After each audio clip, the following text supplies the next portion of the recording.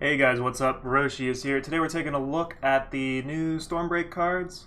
As you can see, I pre-ordered it, but the cards aren't fully showing in my client, so looks like we'll be having a retro black and white overview here until they get that issue sorted out. I'm sure they'll get to it soon.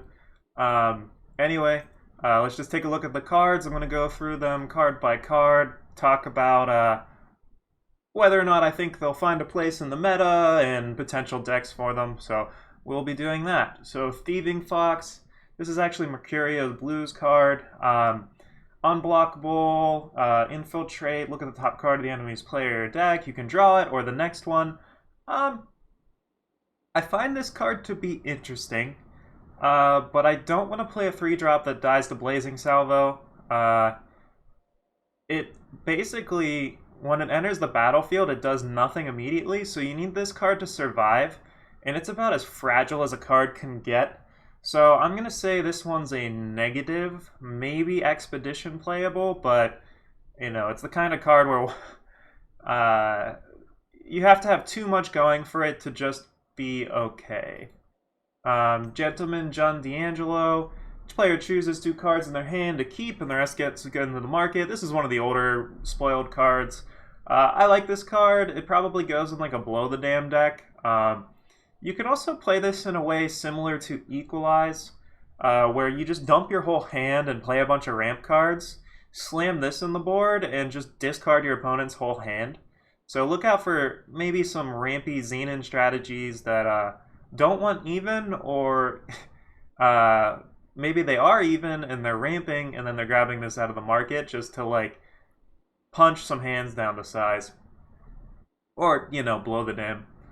I don't need to go over the ones that have been in the client for a while. You guys already know how I feel about them, but they're all really good. I guess I skipped ahead a little bit here. Take me back. Okay, Geraldine Uprising.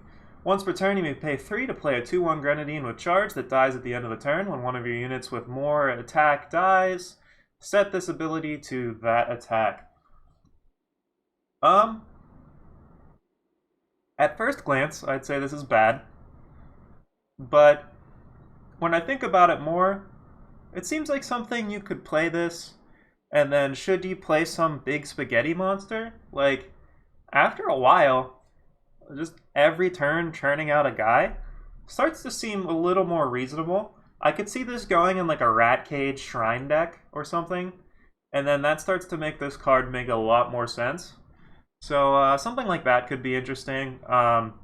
There's also a lot of sacrifice relics where you could make use of this body turn after turn. So like the one that sacrificed 2 guys and you get something with Berserk. It's called like Fear something. I don't know the name right now.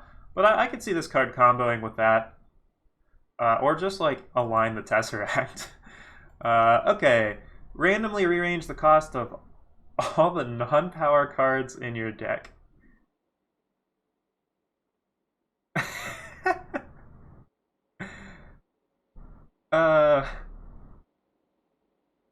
So that's really funny.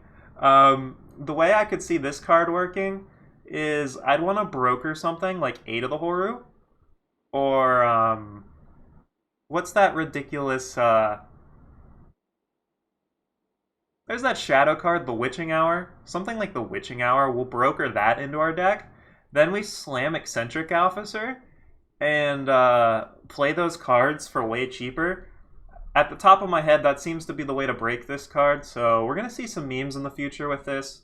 Whether or not those memes are competitive, we'll leave that to the future to decide. Privilege of Nobility, I really like this card. You've probably seen a lot of Clear the Way this past week, and I think this card goes straight into that deck. One of the worst possible things that you can do to a Clear the Way deck is just a turn 2 exploit, stripping their Clear the Way. So if you play out a Privilege of Nobility, that kind of puts a stop on that. Now, it doesn't do anything outside of stopping that, but I feel like that's enough.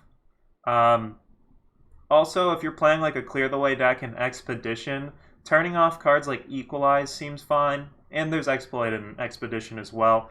One other thing with this card is it has an ultimate on the text, so Mary Mandrake says hello. I could easily see this sliding into a Mary Mandrake deck that is not looking to be even. And you could play this with Mask of Torment and stuff like that. And yeah, I like it. Tara, she's just really good on curve. I could imagine like playing any sort of 2-drop, slamming her, attacking with the Warcry. That Warcry dies. Now she is a 6/6 with Warcry 4. And keep in mind, it says when she dies, you double her attack and health. So if you've like bonded a weapon onto her with the bond guy, or buffed her in some way, like a Giant's Growth, she goes from being like a 6/6 to a 12/12, just like that. So look out for her. I think she'll be making some things happen, making some plays.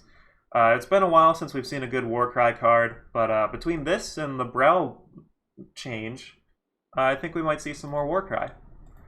Bellows Revolt. Choose 3 units with different names and 9 attack or less from your deck. The enemy player chooses 1 to play, you play the others. Alright, so we get 2 guys, they get 1.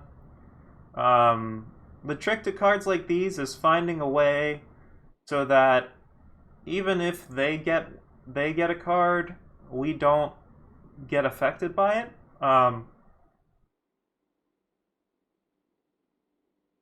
I think the key to cards like this is, maybe we pick Voprix as one of the cards.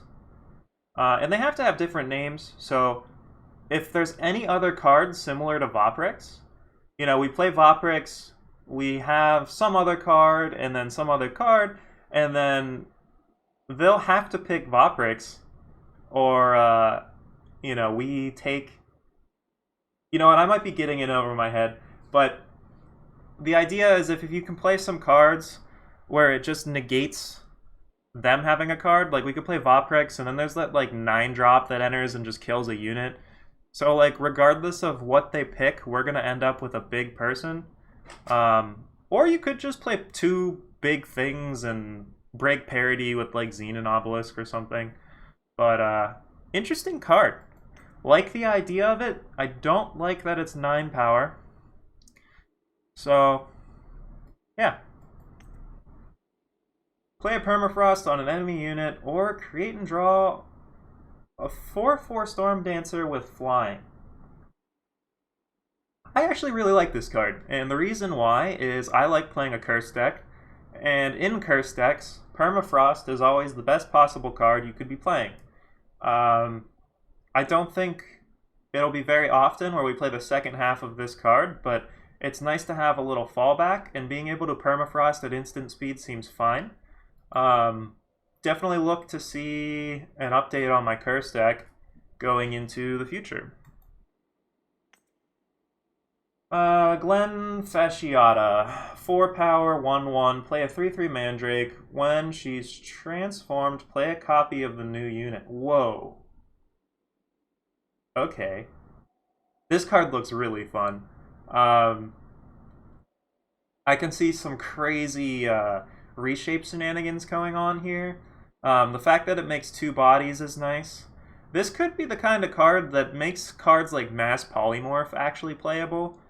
We haven't really seen that too much because it was so expensive and it was a legendary, so not a lot of people were willing to pony up the dust to brew with a card that's kind of mediocre.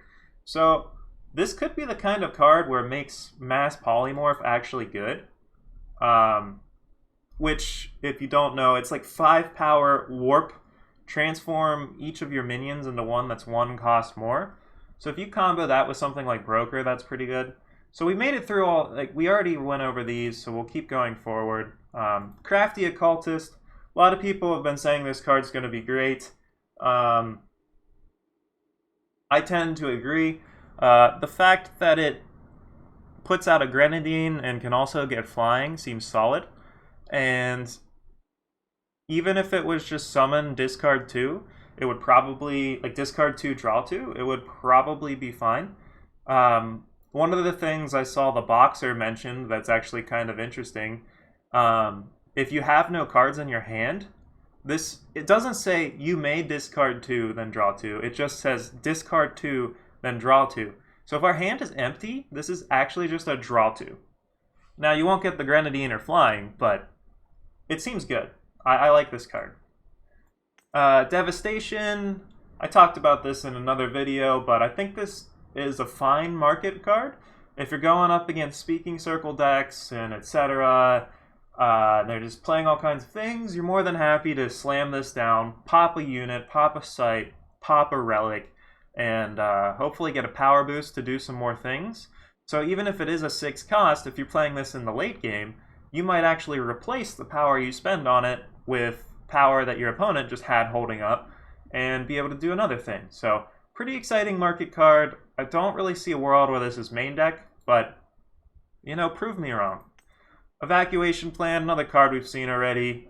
Put any number of units into your hand, play an Exhausted Sentinel with their combined attack and health battle skills. Some of the synergies I've been seeing and people have been mentioning and just I've thought of, even-handed Golem comes to mind.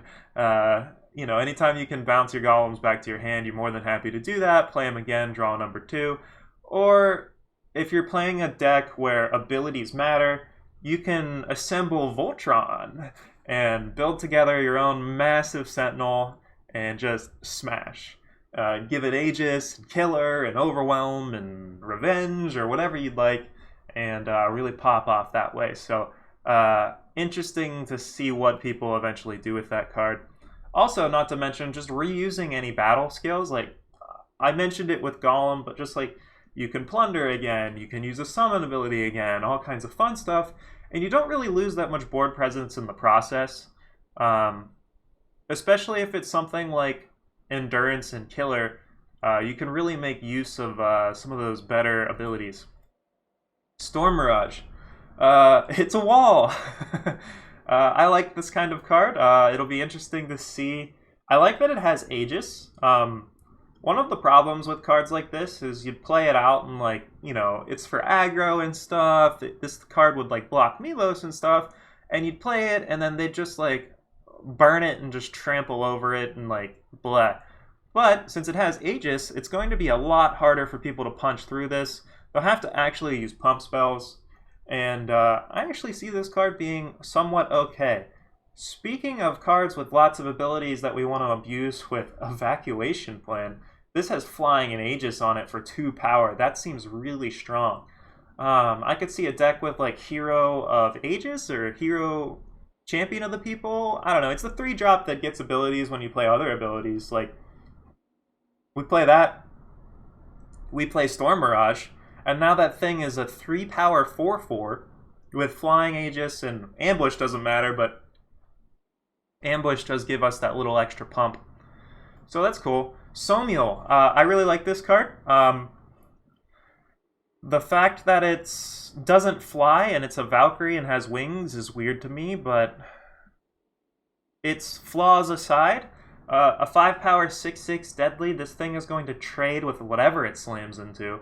Those are some really beefy stats.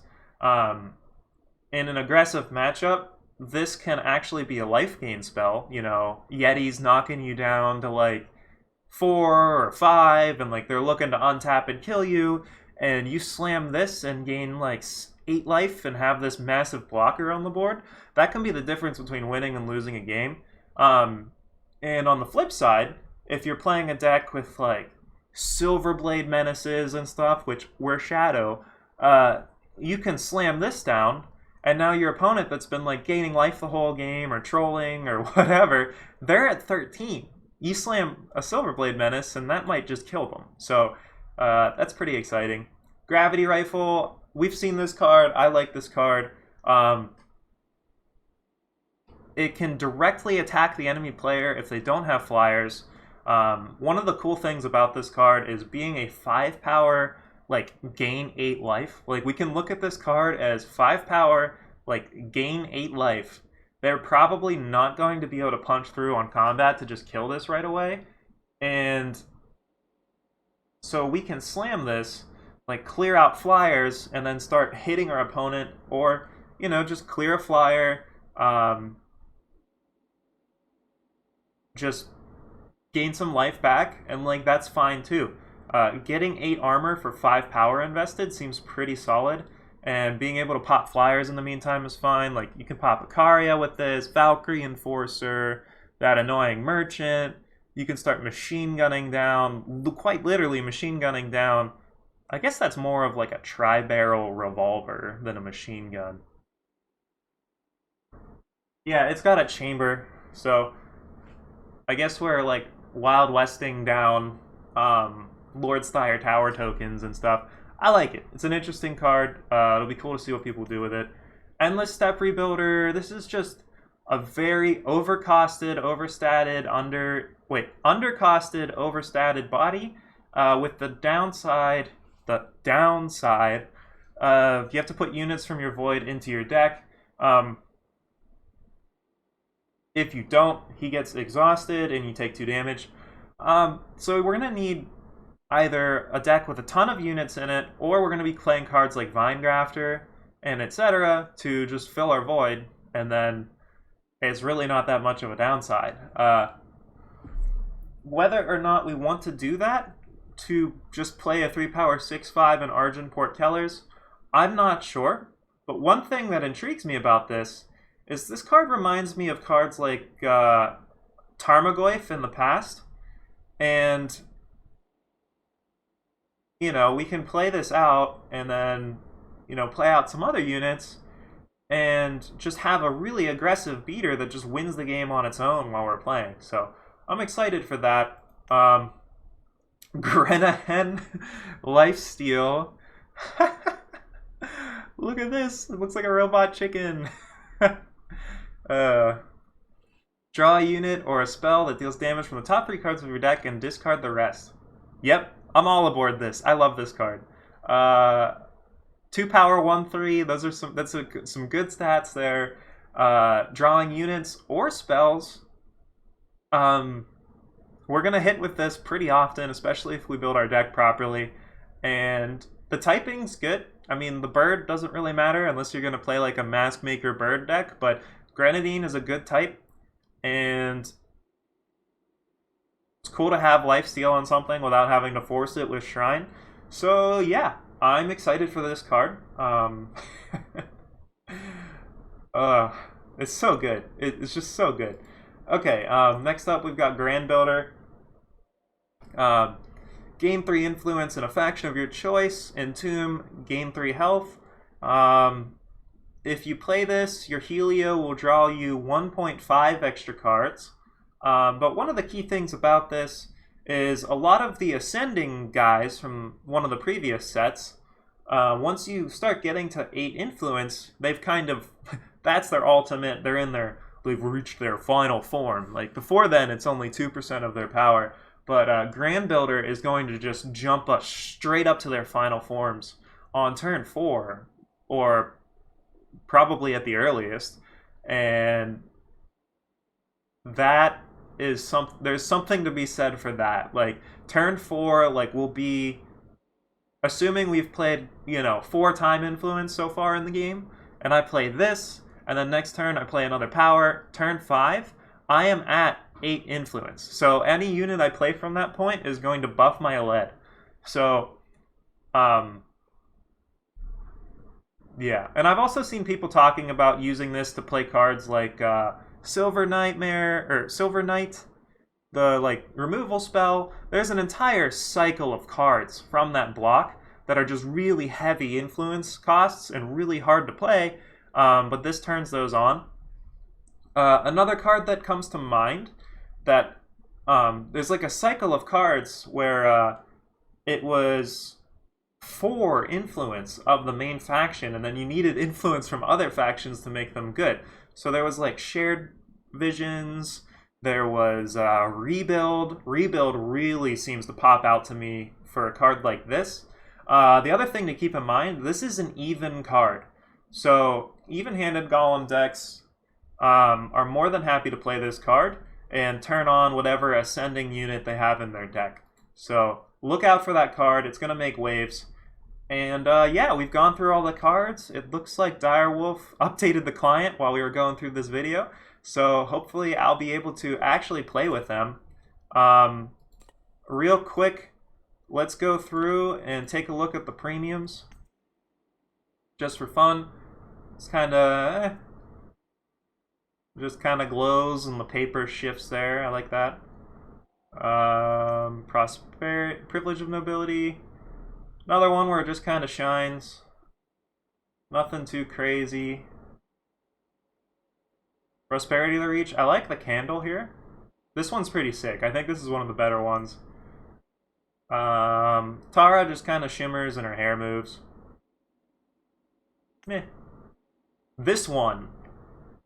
For how meme of a card this is a top tier shine here. We've got the torches glittering, like the smoke in the background. You can really see like the revolt going on here. And like, these guys are bulky. Holy crap. I didn't notice that before, but man. Storm Hex, this is a good one. Look at this like shimmering purple here. Her eyes are glowing. Look at that. Very nice. It's colorful, but not too crazy. This card is fantastic as a premium. Holy crap. Look at you know, from a actual playable level, and maybe not so much, but you're gonna look damn good while you're playing this card. Like, we get the shine in the background, like the glowy eyes, like the like metallic like battery like electricity thing going on in the limbs. Like, I can really get behind that shiny. Jun just kind of glows. I guess this like background's kind of cool. Shoal Custodian. The premium art's not great, but the art itself is great. He's just like yeet. So I can get behind that. Nakas. We got like a slight shimmer here on his belt and his axe. And the rest is just like the smoky background. Kind of... Crafty Occultist is fantastic. Look at this like purple shimmering, like... I really like this one. This one's good. Devastation. Oh. I think this is the best one. Just... We've got this like glowing...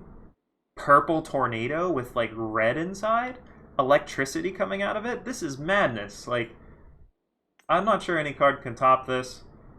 This is kind of neat, but it's just, I don't like how this is all just like one color. You know, maybe there could have been whatever. This one's good.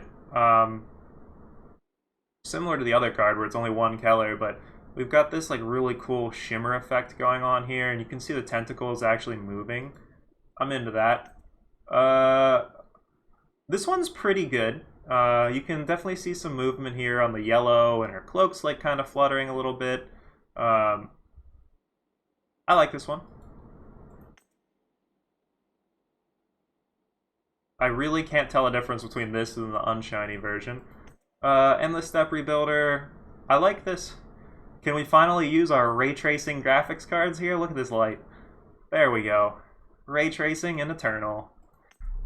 I guess the eyes are glowing a bit more. Grenahen was already such good art. I guess it's okay that the premium isn't as great. And then Grand Builder. Meh. So yeah, we've done the card review, we've done the premium review. Not much else to do. I'm gonna be hopping into some deck building probably this evening. It's Tuesday the 23rd. And getting ready for that tournament in 3 days. Wait. 3 days, yeah. So look out for that. Look forward to trying out these new cards, and can't wait for the meta to just be completely flipped on its head 3 days from now. Or, well, today. So I will hopefully be creating some table flipping strategies, and I look forward to seeing what everyone has to play with the new cards, and yeah, see you on the flip side, guys.